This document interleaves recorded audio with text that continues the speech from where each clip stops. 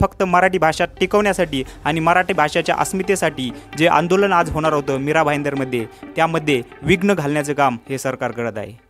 येथे police action वापरून जुलमी आणि जबरदस्ती केली जात आहे।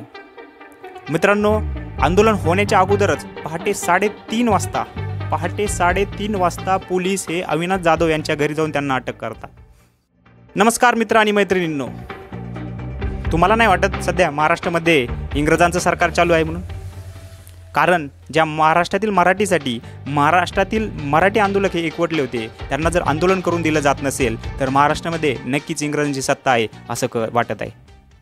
कारण याच महाराष्ट्रामध्ये लोकमान्य टिळक आणि डॉक्टर बाबासाहेब आंबेडकर यासारख्या लोकांनी या भारताला स्वातंत्र्य होण्यासाठी योगदान दिलं आणि असे कितीतरी क्रांतिकारक आहेत ज्यांनी भारताला स्वातंत्र्य होण्यासाठी योगदान दिलं।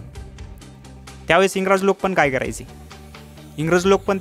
करायचे? आंदोलन होण्याच्या अगोदर जे आंदोलक आहेत त्यांना अटक करायची आणि कशामध्ये डांबायचे? जेलमध्ये डांबायचे आणि जेलमध्ये डांबून एवढे मारायचे की त्याच्यानंतर परत तो आंदोलक उठलाच नाही पाहिजे। त्याच पद्धतीचं राजकारण सध्या महाराष्ट्रामध्ये चालू आहे असं दिसत आहे। फक्त आणि फक्त मराठी भाषा टिकवण्यासाठी आणि मराठी भाषेच्या अस्मितेसाठी जे आंदोलन आज होणार होतं मीरा भाईंदरमध्ये, त्यामध्ये विघ्न घालण्याचं काम हे सरकार करत आहे। या सरकारद्वारे येथे पोलीस ॲक्शन वापरून जुलमी आणि जबरदस्ती केली जात आहे। मित्रांनो, आंदोलन होण्याच्या अगोदरच पहाटे 3:30 वाजता पोलीस हे अविनाश जाधव यांच्या घरी जाऊन त्यांना अटक करतात। का? तर आंदोलन करू नये म्हणून। आणि कशासाठी? तर मराठी भाषेसाठी जे आंदोलन करतात त्यांना अटक केली जाते। आणि अविनाश जाधव हे फक्त आणि फक्त आजच्या आंदोलनामध्ये शांततेच्या रीतीने मोर्चा काढणार होते। याच मोर्चाला महाराष्ट्र सरकारने विरोध केला आणि 3:30 वाजता त्यांना डिटेन करण्यात आलं आणि त्यांना जेलमध्ये टाकण्यात आलं। जर असंच जर महाराष्ट्रामध्ये होत राहिलं तर इंग्रज हे आपल्या महाराष्ट्र सरकारपेक्षा बरे हे मात्र नक्की। आणि आंदोलन हे मराठी माणसासाठी असणारं आंदोलन होतं। यामध्ये दुसरं कोणताही मुद्दा नव्हता, कोणताही राजकीय मुद्दा नव्हता किंवा कोणताही राजकीय मुद्दा बोलला पण जाणार नव्हता। आंदोलन हे शांतचित्तेने निघणार होतं मीरा भाईंदरमध्ये।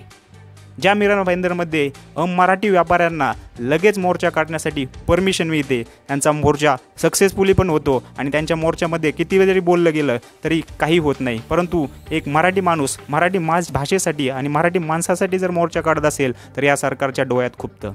कारण हे सरकार हे आहे गुजरात धार्जिनं सरकार असल्यामुळं यांना काय वाटतं, महाराष्ट्रामध्ये मराठी नकोच आणि मुंबईमध्ये स्पेशली मराठी ही भाषा ही नाहीच टिकली पाहिजे। कारण यांना मुंबई ही हवाली करायची गुजरातींच्या आणि यांना ही मुंबई हवाली करायची परप्रांतीयांच्या। ज्या मुंबईसाठी महाराष्ट्रातील 107-8 जणांनी आपलं हुतात्मा दिलं, त्या महाराष्ट्रामध्ये यांना आता ही मुंबई त्यांना देण्याचा प्रयत्न करायचा। या महाराष्ट्रामध्ये ही मुंबई यावी म्हणून 107 जणांनी ज्यावेळेस आपले हुतात्मे दिले, ज्यावेळेस आपल्या छाताड्यावर गोळ्या घेतल्या, त्यानंतर ही मुंबई महाराष्ट्रामध्ये सामील झाली। तोपर्यंत ही मुंबई द्यायला मोरारजी देसाई पण तयार होत नव्हते किंवा आपल्यातलीच काही फुटीर लोक होते जे सखा पाटील, ते पण म्हणायचे की जोपर्यंत महाराष्ट्र सूर्यचंद्र तारे आहे तोपर्यंत मुंबई ही महाराष्ट्राला भेटणार नाही। आणि तसंच आता पण घडत आहे आणि त्यासाठीच हा एकजूटपणा मनसे आणि उद्धव ठाकरे एकत्र येऊन दाखवत होती। परंतु त्याला पण आता महाराष्ट्रातील सरकार विरोध करायला लागलेलं आहे आणि जे लोक आंदोलन करतात त्यांना डिटेन करायला लागलेलं आहे।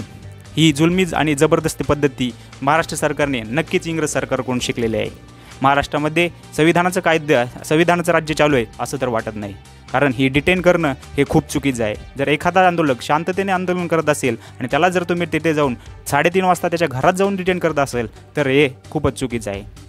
महाराष्ट्र हा बनलाच फक्त मराठी भाषेच्या आधारावर आणि तुम्ही त्यालाच तिथून मराठी भाषेलाच जर इथून काढून द्यायचं पाहत असाल तर हे साफ चुकीचं आहे। आणि ह्या निषेधार्थ माझ्याकडून सरकारला एक आठवण म्हणून हे सांगतो की महाराष्ट्र हा आणि त्यातील मुंबई ही कधीच तुटलेली जाणार नाही। एवढंच या व्हिडिओच्या माध्यमातून मी तुम्हाला सांगू इच्छितो। आपल्याला काय वाटतं हे व्हिडिओच्या कमेंटमध्ये नक्की कळवा आणि मराठी असाल तर व्हिडिओला नक्की लाईक करा।